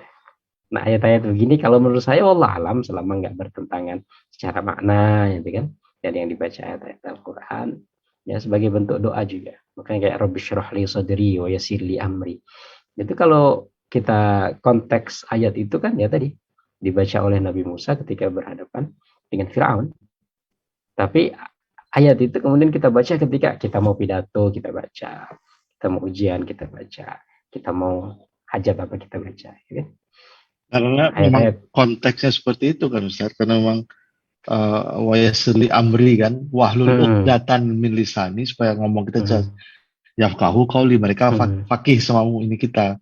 Jadi lebih benar gitu. Tapi kalau saya ingat dulu waktu masih kecil, kalau saya dulu pernah tangannya kebakar itu, nenek saya langsung baca kunaya naru kuni apa yang doanya dan wassalaman. Jadi kenapa dulu Nabi Ibrahim diselamatkan Nabi karena doa ini gitu, karena ayat ini agaknya kayak kurang tepat gitu karena penempatannya kurang. Tapi ya walau saya lebih kalau misalnya Robert juga Pak itu berkaitan dengan api ya. Kecuali orang tenggelam gitu ya. Orang tenggelam terus dibacakan ya naru. Ya itu. Kalau tenggelam baca Nabi Yunus. Saya lebih hati-hati kalau menggunakan yang kayak gitu, karena mungkin nggak konteksnya kurang tepat gitu. Dan itu kan kulnaya narun itu kan bukan doa. Itu kan kata Allah ya api kami berkata wa api jadikanlah dingin kan. Jadi bukan ya, tapi ya itulah walau alam. Ya. Artinya kita pahami aja maknanya mungkin ya. Mungkin sambil kita lihat maknanya, karena ada dalam kaidah ulumul Quran itu disebutkan al-ibratu bi'umumil lafzi la bi khususis sabab. Jadi redaksi dalam Al-Quran itu dimaksudkan untuk umum, bukan untuk sabab khusus. Artinya tadi ya, ini sebabnya kan untuk Nabi Musa tadi, Rabbi syrah li sadri. Tapi itu berlaku untuk umum, dalam keadaan yang sama seperti keadaan Nabi Musa, bukan khusus untuk Nabi Musa. Jadi gitu ya. Nah mungkin tadi ayat-ayat yang lainnya gini kan, waja'alna min baini aydihim saddan. Secara sababnya ayat ini ya tadi Rasulullah menaburkan itu tadi. Nah, tapi dia kemudian menjadi umum. Nah, tapi kalau nggak ngefek semuanya, nggak ngefek ya. Artinya kok nggak manjur gitu. Ya tadi karena bisa jadi manjur kepada orang, manjur ke yang lain dan manjur. Itu namanya mujarabat. Tapi nggak usah diyakini bahwasanya Allah memerintahkan begitu atau ada fadilah keutamaan. Nggak usah diyakini aja. Karena nggak ada itu ya, nggak ada riwayat dari Al-Quran maupun dari hadis gitu. Yang penting kita tidak meyakini aja. Ya, tapi bahwasanya untuk dibaca dalam keadaan-keadaan tertentu. Ustaz, mau nanya ini kondisi ini ada penjelasan lain itu rumah Rasulullah itu kan nggak gede-gede amat ya, yang ketika itu, tapi kok kesannya kayak ini berubah di dalam ada Ali memang tinggal bersama Rasulullah ya ketika itu ya, di rumah, di dalam rumah ya. Iya. Rumah Rasulullah yang banyak divisualisasi itu rumah Rasulullah ketika di Madinah. Beliau ini kan rumah masih di Mekah ya. Dan wallahu a'lam rumah di Mekah ini seperti apa? Karena rumah beliau ini kan rumahnya Khadijah. Dan Khadijah ini orang kaya gitu. Orang kaya ya. Oh iya. Jadi ya nggak tahu juga gitu kan. Tapi yang banyak divisualisasi itu Pak, ketika Rasulullah sudah hijrah ke Madinah, ada bilik-bilik istri-istri beliau. Itu IMB-nya memang atas nama Nabi Muhammad. Kalau di Mekah itu IMB-nya atas nama ini Khadijah. PMI ya, Pondok Mertua Indah. PI, Pondok Istri Indah. Gitu ya. Ini saya baru dengar nih ada sempat ngasih pasir di atas kepalanya itu ya. Itu untuk Iya, jangan ditiru loh ya. jangan niru-niru loh. Itu disuruh atau cuma untuk biar ngece gitu ya? Jadi semua mukjizat itu nabinya harus melakukan sesuatu. Jadi kalau Nabi Musa memukul tongkat kayu airnya terbelah, Allah bisa saja membuat orang itu tertidur tanpa Rasulullah berbuat apa-apa, tapi Rasulullah diperintahkan untuk melemparin pasir. Tapi kayaknya di sini menaruh pasir di kepala gitu. Jadi iya di percikan gitu. Ini bahasanya nggak bagus ini. Oh bukan. Bukan ditaruh di percikan di apa namanya tadi ya. Berarti dia ini apa di sini kan? Iya. Cari buku yang lebih bagus lagi deh Pak mungkin. Kalau misalnya dasarnya terjemahannya berbeda banget dengan buku yang saya baca. menyibak kebohongan, memungut segenggam perasa dan menaburkannya ke kepala mereka. Iya, menaburkan, sprinkle. Berinkal. Ups, gitu. Tapi ini Pak, kalau dalam bahasa Arabnya sih nggak terlalu jauh ya, karena di sini dikatakan juga dia menaruh di atas kepalanya. Iya, maksudnya memang Faja'ala yadrahu ala ru'usihim, di atas kepala. Nah, wallah alam, karena kepala ini wajah juga pakai bagian dari kepala. enggak ya, Ya kan? maksudnya ke kepala ini ke kepala, cuma maksudnya itu cuma kan sebenarnya sebelum sebelum ditaruh di atas kepala itu sudah nggak bisa ngelihat kan? Allah sudah kasih dinding. Betul nggak? Atau gimana? Atau dengan lantaran ditabur ini akhirnya mereka jadi nggak ngelihat, disebur, Allah dilipat. apakah mereka itu memang dalam keadaan tidur, ya? Kemudian atau mereka dalam keadaan terjaga, gitu ya. Tapi ya Allah alam lah, namanya kita membaca ini, membaca kisah yang kisah itu berdasarkan dari redaksi yang kadang-kadang juga nggak terlalu detail. Gitu. Artinya kisah ini kan berdasarkan riwayat hadis-hadis yang dirangkai. Nah, rangkaiannya itu dari penulis sejarah. Kalau dari riwayat hadisnya kadang-kadang nggak terlalu detail. Nah, gitu. Maka Itu Rasulullah perintah ya? keluar. Ya itu perintah Allah ya Ustadz ya, maksudnya menaburkan itu kan artinya Rasulullah Bukan. melaksanakan perintah dari Allah kan untuk menaburkan. Kayaknya nggak ada nih perintahnya kan, justru Allah Iya. mengatakan di sini di Yasin ini kami adakan di hadapan mereka dinding dan di belakang mereka dinding pula. Kami tutup mata mereka sehingga mereka tidak dapat melihat. Iya. Jadi yang naburin itu juga untuk membuktikan orang kalau ditaruh kepalanya ditaruh sesuatu di atas kepala kan harusnya gini gitu kan. Tapi karena nggak ngelihat dia jadi nggak sadar. Nggak tahu dia kalau ada yang naruh Nggak sadar dan nggak ngerasa ya. Nggak sadar, nggak ngerasa kalau kan ini kan ayat ini kan ayat ini kan muncul untuk meyakinkan Rasulullah bahwa kamu nggak akan dilihat loh Rasulullah. Ya, tapi ayat ini tuh sudah ada gitu. Ayat ini tuh sudah ada. Ayat ini sudah turun. Bukan ayat ini turun di waktu itu.